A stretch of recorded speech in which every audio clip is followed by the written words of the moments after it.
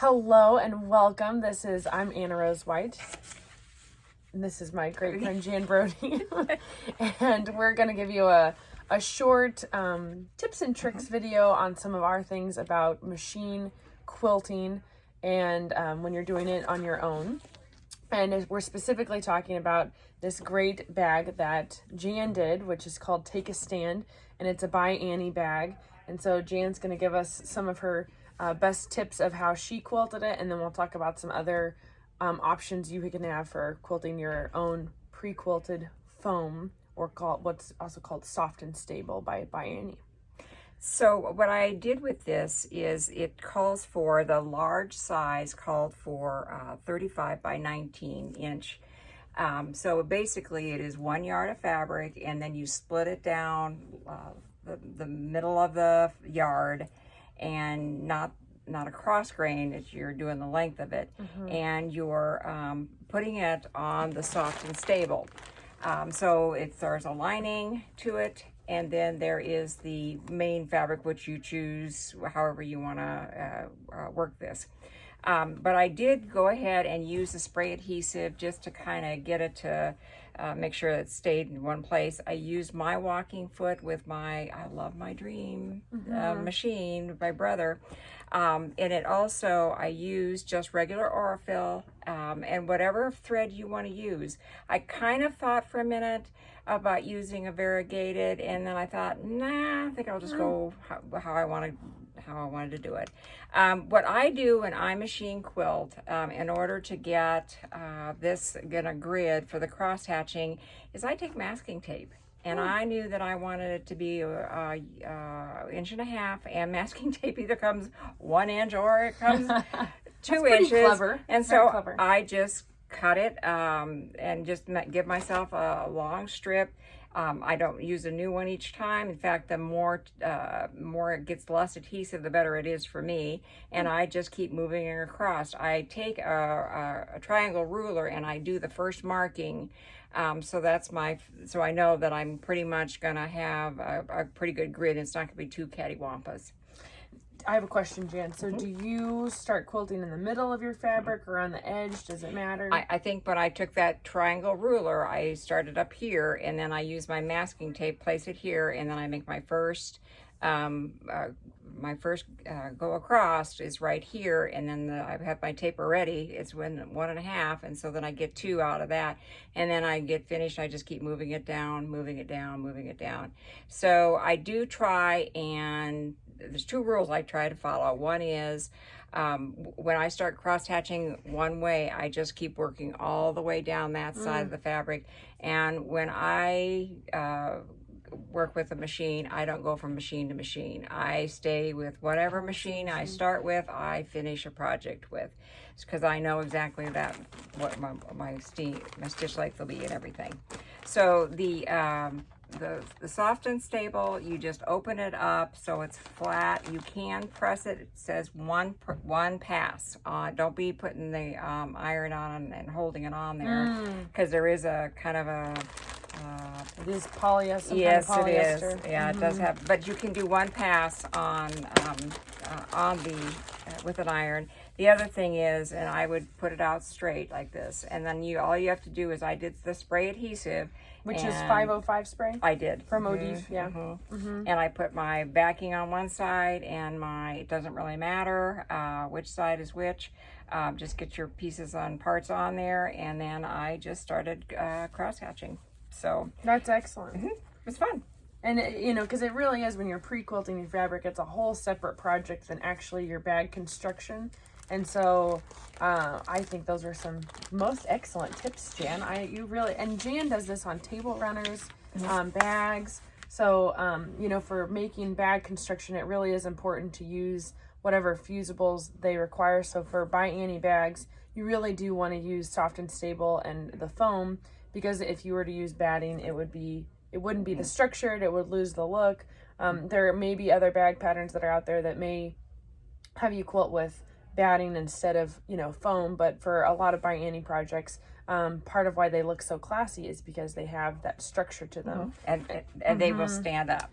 This will stay. This does not have anything other than sometimes on some of her bags, she'll make you do a seam on the bottom here, and that will allow you to fold it up. This is not one that even requires that. I mean, it's that nice of a piece to work with. Yes, and so we talked at the beginning a little bit about directional fabric and things like that. So for Jan, she had a directional fabric for her outside, but then her inside she has as a one of her, it's her mineral is the color of one of her true color pieces. Beautiful purple.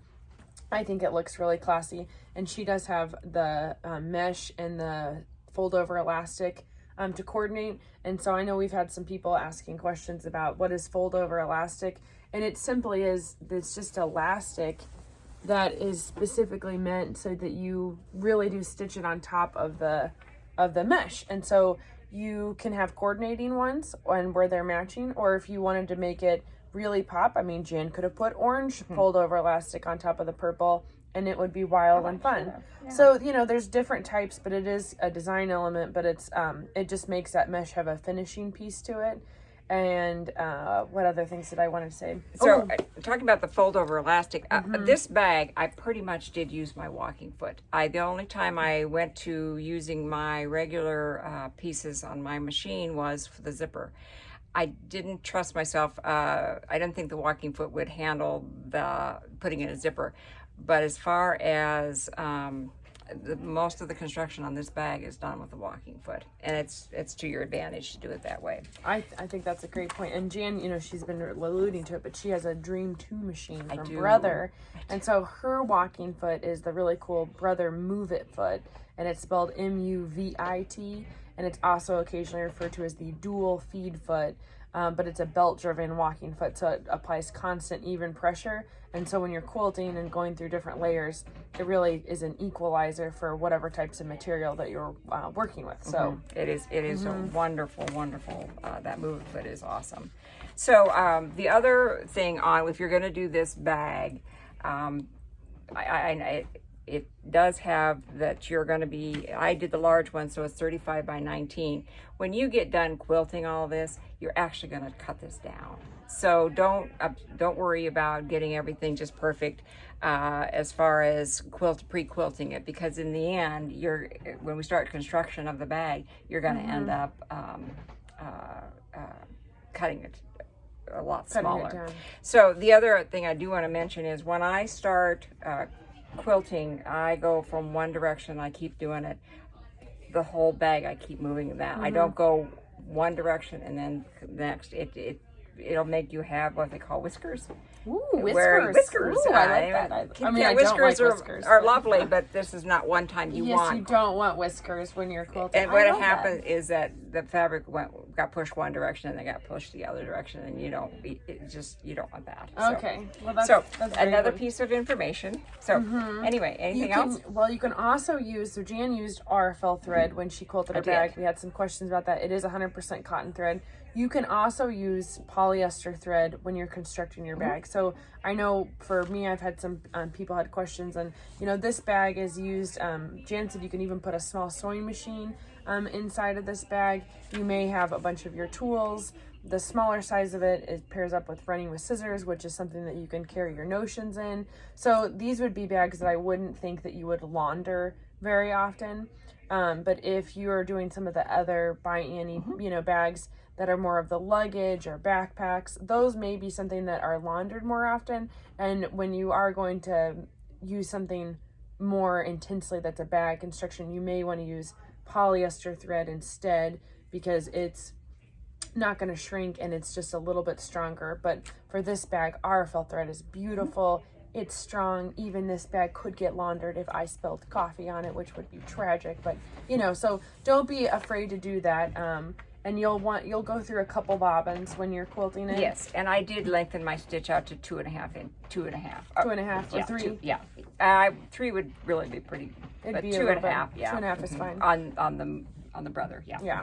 And so the last thing I just wanted to share with them, other than this pattern is great, yes. and you should definitely take a class from Jan at Beehive Quilt Shop, but in case you're one of our virtual people, we do have kits for all these different things, and we keep a lot of her patterns in stock and her foam.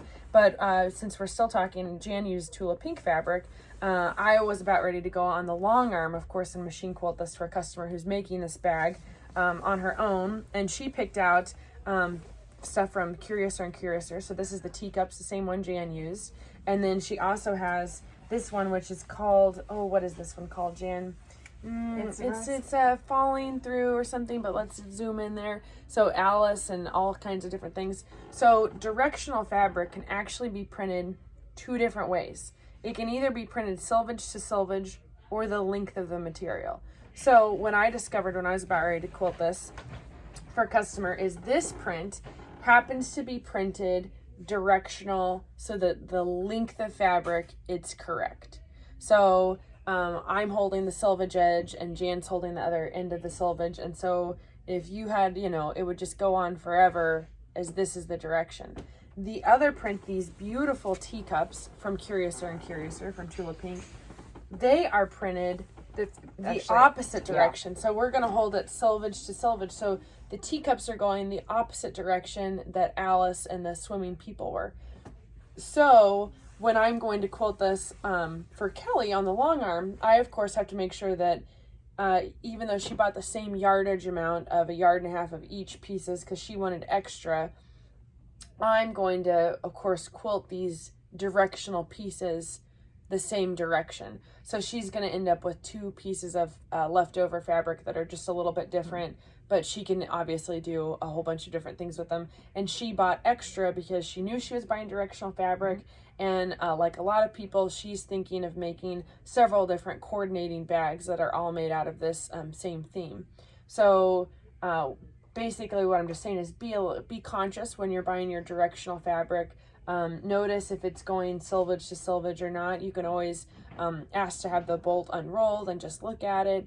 But these definitely are going to go together well, and Kelly is still going to have enough fabric to make the take a stand bag the correct way she needs to.